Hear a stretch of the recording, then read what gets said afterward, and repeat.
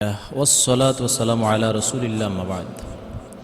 কাছ এবং দূর থেকে, দেশ এবং প্রবাস থেকে যেই সমস্ত ভাইয়েরা আমাদেরকে দেখতেছেন, সকলকে আন্তরিক মোবারকবাদ। আসসালামু আলাইকুম রহমতুল্লাহ।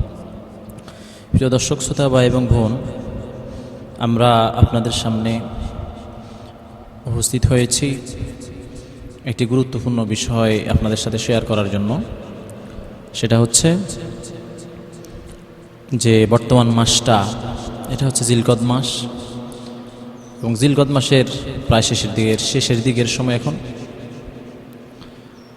আগামী মাস, আরবি মাস যেটা জিলহজ, এই জিলহজ মাসেই আমাদের জন্য অন্যতম দুটা হুকুম আল্লাহ তাআলার পক্ষ থেকে। একটা হচ্ছে পবিত্র হজ্জে বাইতুল্লাহ, আর অন্যটি হচ্ছে আদহিয়া তথা কোরবানি। কোরবানি মুসলিম উম্মার উপর আরোপিত একটি অন্যতম ওয়াজিব হুকুম।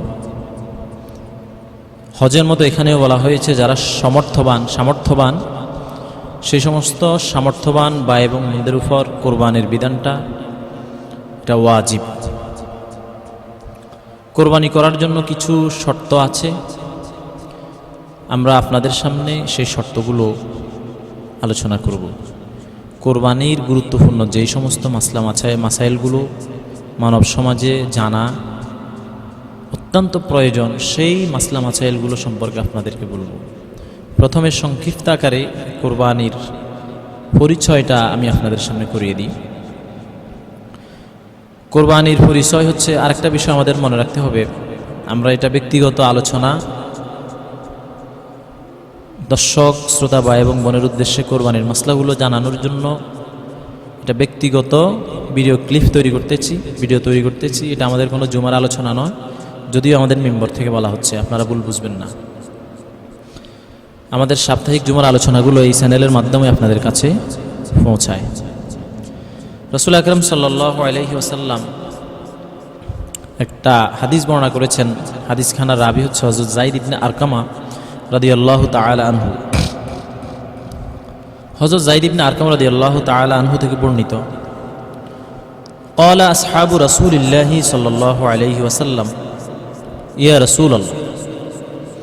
আল্লাহ রাসূলের যে সাহাবা ইকরাম রিদওয়ানুল্লাহি তাআলা আলাইহিম আজমাইন ছিলেন, উনিরা রাসূল আকরাম সাল্লাল্লাহু আলাইহি ওয়াসাল্লামকে প্রশ্ন করলেন, হে আল্লাহর রাসূল, মা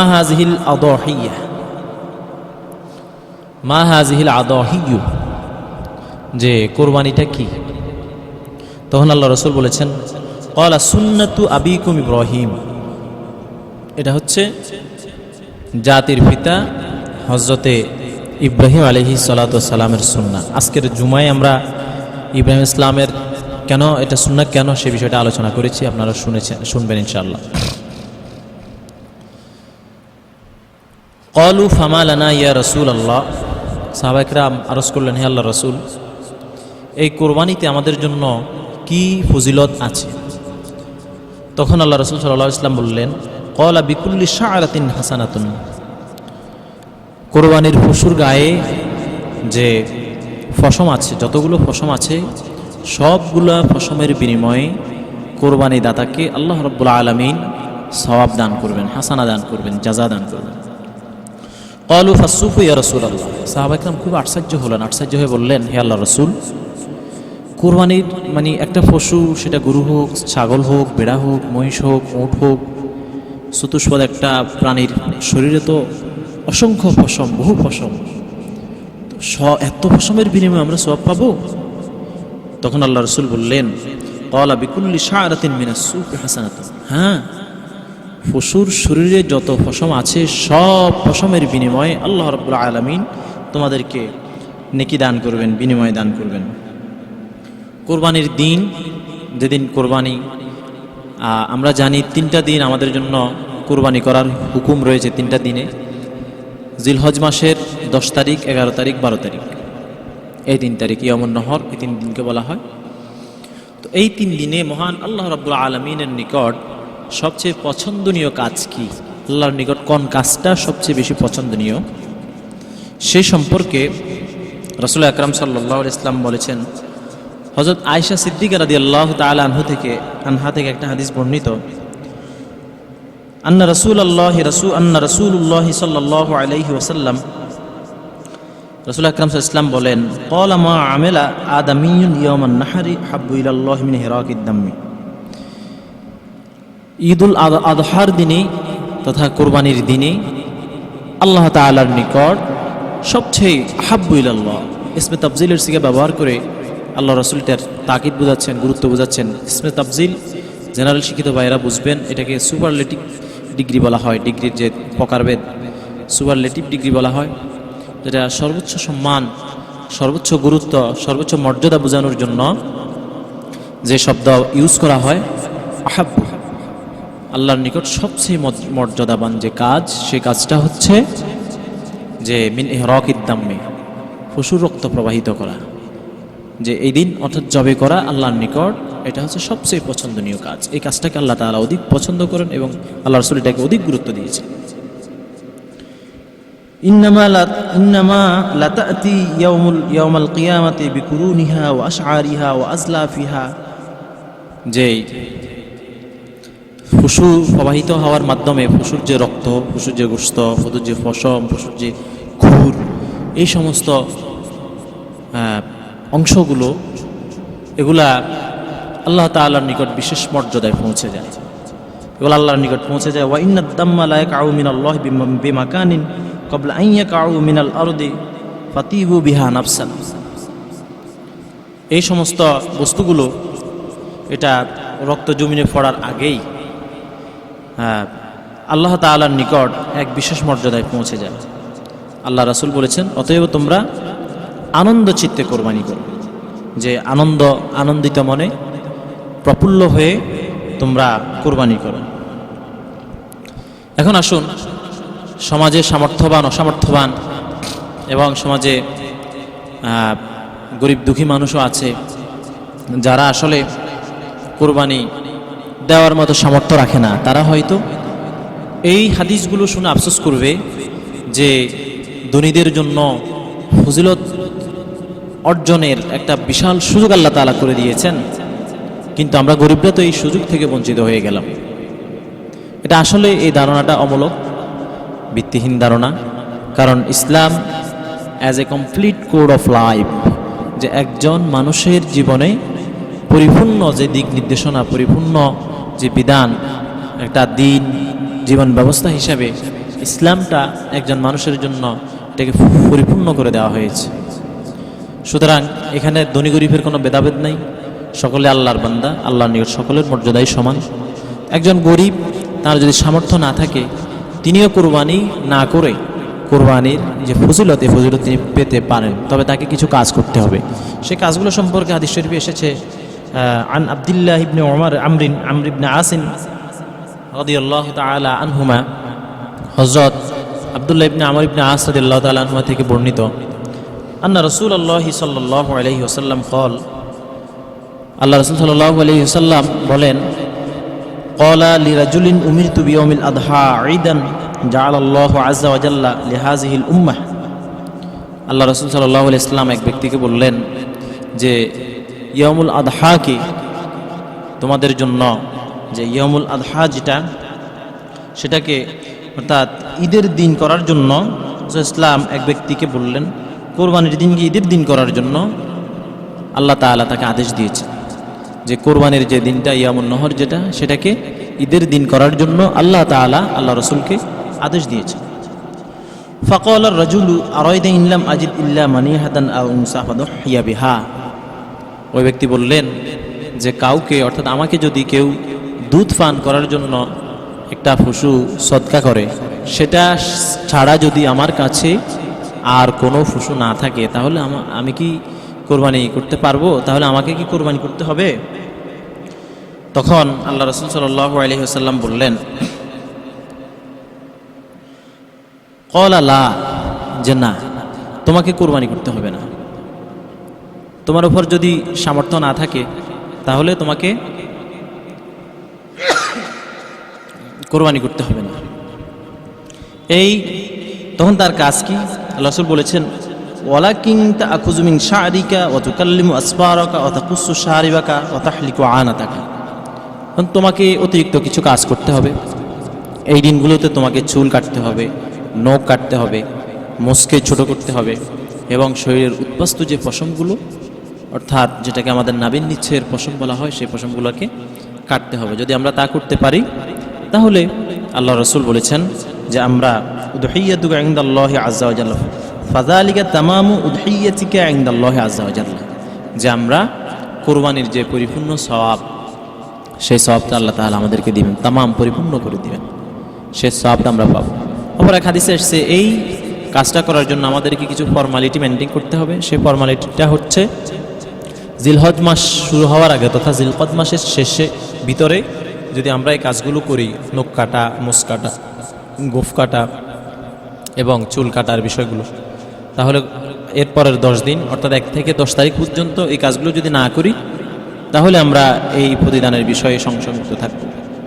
আর কেউ যদি নাও করে থাকেন অন্তত যে ইয়ামুন নহরের যে দিনগুলো, আইয়ামুন নহর যেটা, সেই দিনগুলোতে আমরা এই কাজগুলো অন্তত এটা করব কোরবানির আশায়, তাহলে আমরা আশা করি যে কোরবানির যে পরিপূর্ণ সওয়াব মর্যাদা সেটা আমরা ইনশাআল্লাহ পাবো, ইনশাআল্লাহ বিইজনিল্লাহ। আমরা আমাদেরকে কাজ করতে হবে।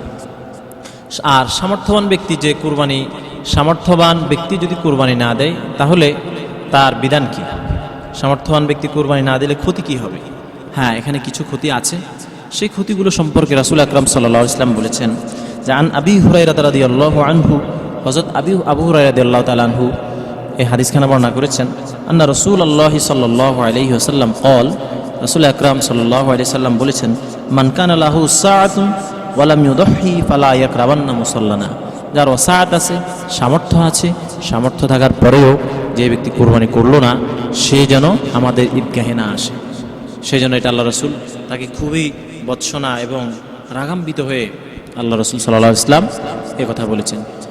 সুতরাং প্রিয় ভাইয়েরা, আমাদের যাদের উপর কোরবানি ওয়াজিব আমরা যথাসাধ্য কোরবানি করার জন্য চেষ্টা করব, আর যাদের উপর কোরবানি ওয়াজিব নয় তার অন্তত ওই 4টা কাজ করার জন্য চেষ্টা করব। ওই কাজগুলো আমি আরেকবার বলে দিচ্ছি, সেটা হলো নখকে আইয়ামুন নহরের সময় অর্থাৎ কোরবানির এই 3 দিনের নখ কাটা, মুছ কাটা, চুল কাটা এবং নাভির নিচের পশম ছাঁচা, এই কাজগুলো যদি করতে পারি তাহলে আমরা কোরবানির সওয়াবটা আমরা পাব। আসুন, কোরবানি এটা যে বিধানটা, এই বিধান কখন কার উপর এটা আল্লাহ তাআলা ওয়াজিব করেছেন সেই বিষয়টা আমি আপনাদের সামনে একটু আলোচনা করি। যে কোরবানি ওয়াজিব হওয়ার জন্য সর্বপ্রথম যে বিষয়, যে বিধান, সেটা হলো আমাদেরকে সর্বপ্রথম মুসলিম হতে হবে, ইমানদার হতে হবে। যদি মুসলিম এবং ইমানদার হই তাহলে আপনার আমার উপর কোরবানি ওয়াজিব হবে। অন্য কিছু কারণ থাকলে, শর্ত ভিতরে যদি আপনি পড়েন, 1 নাম্বার আপনাকে স্বাধীন হতে হবে, মুকিম হতে হবে, আপনার আকল ঠিক থাকতে হবে, অর্থাৎ আপনি পাগল হলে চলবে না, আপনাকে বালেগ হতে হবে এবং কোরবানির দিন যে মুসলমানের নিকট সদকায়ে ফিতরের অনুরূপ, অর্থাৎ সদকায়ে ফিতর ওয়াজিব হওয়ার মতো যে সম্পদ প্রয়োজন সেই সম্পদ যদি মজুদ থাকে তখন সেই ব্যক্তির উপর কোরবানি ওয়াজিব। এই বিষয়টা আমাদেরকে লক্ষ্য রাখতে হবে।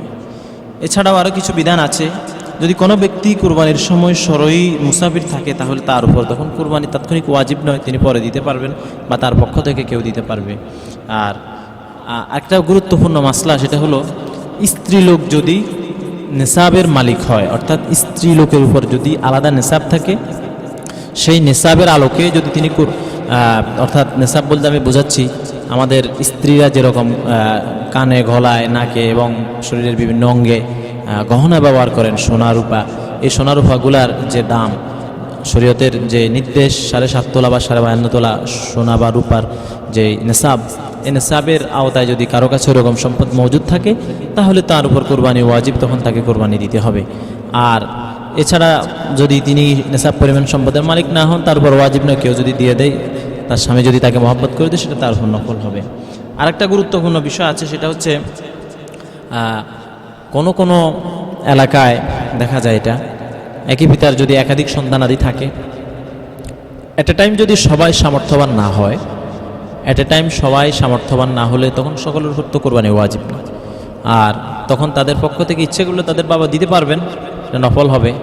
আর যদি না দেন এতে কোনো সমস্যা নেই। তবে আলাদা আলাদা সন্তান, যেহেতু 10 জন যদি পুত্র সন্তান, ধরুন ফর এক্সাম্পল পুত্র সন্তান যদি 10 জন হয়, 10 জন যদি নেশাবের মালিক হয় তখন 10 জনকেই কোরবানি দিতে হবে। এক্ষেত্রে কার্পণ্য করা যাবে না। যদি কেউ না দেয় তার ওয়াজিবটা রয়ে যাবে, সে ওয়াজিব তরকের গুনাহগার হবে। আবার আরেকটা গুরুত্বপূর্ণ বিষয় আছে, কোনো কোনো এলাকায় 1 বছর বাবার নামে, 1 বছর ভাইয়ের নামে, 1 বছর মায়ের নামে, এভাবে বিভিন্ন সময় বিভিন্ন জনের নামে কোরবানি দেওয়া হয়। কিন্তু আসলে এই রকম ভিত্তিহীন কোনো বিধান ইসলামী শরীয়তে নেই। কারণ হচ্ছে কোরবানি নির্দিষ্ট ব্যক্তির উপর নির্দিষ্ট সময়ে ওয়াজিব হয়, যার সম্পদ আছে তার উপর। পিতার যদি সম্পদ থাকে পিতার উপর কোরবানি ওয়াজিব, তখন পিতাই কোরবানি তার নামে দিতে হবে। কিন্তু পিতার সম্পদ নাই, তার উপর কোরবানি ওয়াজিব নয়। সন্তানগণ নিজেদের নামে না দিয়ে পিতাকে খুশি করার জন্য পিতার নামে দেয়, এটা আসলে ভুল। এই বিষয়টা আমাদেরকে পরিহার করতে হবে। কোরবানি যার সম্পদ, যিনি সম্পদের মালিক, কোরবানির সময় যদি তিনি সম্পদের মালিক থাকেন তখন তার উপর ওয়াজিব। আরেকটা গুরুত্বপূর্ণ মাসলা আছে, সেটা হলো সুদী ব্যক্তি, অর্থাৎ যারা যে সমস্ত ইনস্টিটিউশন, যে সমস্ত প্রতিষ্ঠানগুলো সুদের সাথে জড়িত তথা হারাম ইনকামের সাথে যেই সমস্ত প্রতিষ্ঠানগুলো জড়িত, সেই প্রতিষ্ঠানগুলোতে যারা চাকরি করবেন তাদের যদি ওই প্রতিষ্ঠানের যে মাইনে, যে বেতন, সেই বেতন ছাড়া অন্য কোনো ইনকাম না থাকে, তাহলে এই ব্যক্তি তার সাথে তার উপর কোরবানি ওয়াজিব নয়, বা এই টাকা দিয়ে যদি তিনি কোরবানি দেন সেটা কোরবানি আদায় হবে না। আর তার সাথে অন্য কেউ শরীকে না ঢুকাই ভালো, কারণ তার কারণে হয়তো এমনও হতে পারে অন্যদের কোরবানিও নষ্ট হতে পারে। এই বিষয়টা আমাদেরকে মনে রাখতে হবে। এখানে আরেকটা বিষয় বলে রাখা ভালো, সেটা হচ্ছে যে কোরবানি আমরা যে 7 শরিক বা 10 শরিকের যে বিধানটা আছে সেটা তো অবশ্যই আছে, বা এরকম শরিক দিয়ে থাকি। তো আমাদের হুজুররা বিশেষ করে যারা আমাদের দায়ী আল্লাহর দিকে আমাদেরকে, আল্লাহর পথে আমাদেরকে যারা আহ্বান করেন, আমাদের বিশেষ করে ইমাম সাহেবগণ, মুয়াজ্জিন সাহেবগণ বা ইসলামিক স্কলার যারা আছেন, অনেকেই এই বিশেষ করে পূর্ববর্তী যুগে এই বিধানটা প্রচলিত ছিল। এরকম একটা মাসলা সমাজে প্রচলিত ছিল যে 7 শরিকের 1 শরিক বা একজন শরিক দাতা একজনও যদি একজনের অর্থে যদি কোনো সমস্যা থাকে, উপার্জনের সমস্যা থাকে বা একজনের নিহত সমস্যা থাকে, বাকি সকলের কোরবানি নষ্ট হয়ে যাবে। এই বিষয়টা আসলে সঠিক নয়, কারণ বর্তমান সময়ের ইসলামিক স্কলার যারা আছেন ওনারা অনেকেই এই মাসলাটাকে অ্যাভয়েড করেছেন, এটাকে রহিত করেছেন, এবং এটার পক্ষে বিপক্ষে অনেক দলিল এবং যুক্তি রয়েছে। তো এই ক্ষেত্রে আমরা চেষ্টা করব সুদী ব্যক্তি হোক বা হারাম উপার্জনকারী ব্যক্তি হোক, চাঁদাবাজ হোক, টেন্ডারবাজ হোক, জুয়ারি হোক বা হারাম ইনকাম যিনি করেন, সে হারাম উপার্জনকারীদেরকে পরিত্যাগ করে আমরা একা একা কোরবানি করার চেষ্টা করব। সেটা যদি ছোট্ট একটা ছাগল হয়, একটা খাসি হয়, একটা দুম্বা হয়, একটা বেড়া হয়, তাও আলহামদুলিল্লাহ অনেক আমার সামর্থ্যের আলোকে আমি আল্লাহ তাআলার বিধান পালন করব। আর আল্লাহ রাব্বুল আলামিন আমাকে এর জাযা, তিনি এর প্রতিদান আমাদেরকে দিবেন। এরপর হচ্ছে একটা কোরবানির পশুতে শরিকদারের সংখ্যা, যে একটা পশুতে কত শরিক হতে পারবে বা কতজন মিলে একটা পশু কোরবানি করতে পারবে। এক্ষেত্রে ছোট যে বিধানটা সেটা বলে দিই প্রথমে। ছাগল, তারপরে দুম্বা, ভেড়া, এই সমস্ত প্রাণীগুলো, এগুলো একটা প্রাণী একজনেই কোরবানি করতে পারবে, এটা একাধিক ব্যক্তি কোরবানি করার সুযোগ নেই। আর যেই সমস্ত প্রাণীগুলো দিয়ে কোরবানি করা বৈধ নয়, হাঁস মুরগি থেকে শুরু করে পাখি, কোয়াল, কবুতর, এই সমস্ত পাখিগুলো দিয়ে কোরবানি করা এটা কখনো বৈধ নয়। তবে বড় পশুর ক্ষেত্রে মহিষ, গরু এবং উটের বেলায় যে বিধান আছে সেটা সম্পর্কে আল্লাহ সাল্লাল্লাহু আলাইহি ওয়াসাল্লাম বলেছেন যে আন ইবনে আব্বাসিন قال كنا مع رسول الله صلى الله عليه وسلم في سفر فحضر الاضحى। হযরত ইবনে আব্বাস রাদিয়াল্লাহু তাআলা আনহু থেকে বর্ণিত, তিনি বলেন এক সফরে আমরা রাসূল ইসলামের সাথে ছিলাম, তখন সফরে থাকাকালীন অবস্থায় ঈদুল আদহা উপস্থিত হল। এমত অবস্থায় আমরা ফাশতারাকনা ফিল জাজুরি আন 10 ওয়াল বাকারাতি আন 7। তখন তিনি বললেন যে আমরা একটা 10 জনে মিলে একটা ওট কোরবানি করেছি, এবং 10 জনে মিলে একটা ওট কোরবানি করেছি, আর 7 জনে মিলে একটা বাকারা, একটা গরু আমরা কোরবানি করেছি। শরিকের সংখ্যা এভাবে এই হাদিস দ্বারা বোঝা যায় যে এখানে একটা বড় পশুতে তথা ওটে 10 জন শরিক হওয়া যাবে, আর একটা ছাগলে সর্বোচ্চ, একটা গরুতে সর্বোচ্চ, গরু বা মহিষে সর্বোচ্চ 7 জন শরিক হওয়া যাবে, অর্থাৎ 7 ভাগে দেওয়া যাবে। তবে এটা নিয়ে অনেকে বিতর্ক করেন, যেহেতু এটার পক্ষে বড় বড় ইসলামিক স্কলারগণ মত দিয়েছেন, তো এক্ষেত্রে আমরা তাদেরকে অনুসরণ করতেছি। বাকি যাদের সুবিধা অসুবিধার আলোকে যারা এটার পক্ষে বিপক্ষে অবস্থান নিয়েছেন, যদি কারো সুবিধা হয়, সামর্থ্য থাকে, তিনি এককভাবে দিবেন, তাতে আমাদের কোনো আপত্তি নেই। তবে কারো যদি এককভাবে একটা পশু কোরবানি করার কোনো না থাকে, সামর্থ্য না থাকে, তাহলে তিনি অবশ্যই শরীকে ঢুকবেন বা শরীকের আলোকে কোরবানি দিবেন। আল্লাহ তাআলা আশা করি কবুল করবেন ইনশাআল্লাহ বিইজনিল্লাহ। আসুন পশু শরিকদারের কিছু বৈশিষ্ট্য আমরা বলি। পশু শরিকদারের বৈশিষ্ট্য হলো সকলেই আমরা যাদেরকে শরিকে নেব আমাদের শরিকদারদেরকে একটু যাচাই বাছাই করে নিতে হবে যে তাদের ইনকামটা হারাম কিনা, তাদের নিয়ত ঠিক আছে কিনা, তাদের সব কিছু যাচাই বাছাই করে যারা ধার্মিক মুসলিম দিনদার ইমানদার এবং হালাল রুজি যারা করেন ওনাদেরকে আমরা এতে শরিকে নিয়ে ওনাদের সাথে আমরা পশু কোরবানি করার জন্য চেষ্টা করব। আসুন যে সমস্ত পশুগুলো আমরা কোরবানি করব সেই সমস্ত পশুগুলোর কিছু বৈশিষ্ট্য আমাদেরকে থাকতে হবে, চিনতে হবে। এই বৈশিষ্ট্যগুলো যদি আমরা পালন করতে পারি, এই বৈশিষ্ট্যগুলোর আলোকে যদি আমরা কোরবানি দিতে পারি তাহলে ইনশাআল্লাহ বিজনিল্লাহ আমাদের কোরবানি কবুল হবে আশা করি ইনশাআল্লাহ। তো পশুর যে বৈশিষ্ট্যগুলো থাকা দরকার সেই বৈশিষ্ট্যগুলো আমি সংক্ষেপে আপনাদের সামনে বলে দিচ্ছি। প্রথমত পশুতে 4টি সমস্যা থাকলে ওই পশু দ্বারা কোরবানি করা জায়েজ নয়। যদি কোনো পশুতে কোরবানির পশুতে যদি 4টি সমস্যা থাকে তখন সেই পশু দ্বারা কোরবানি করা আমাদের জন্য জায়েজ নয়।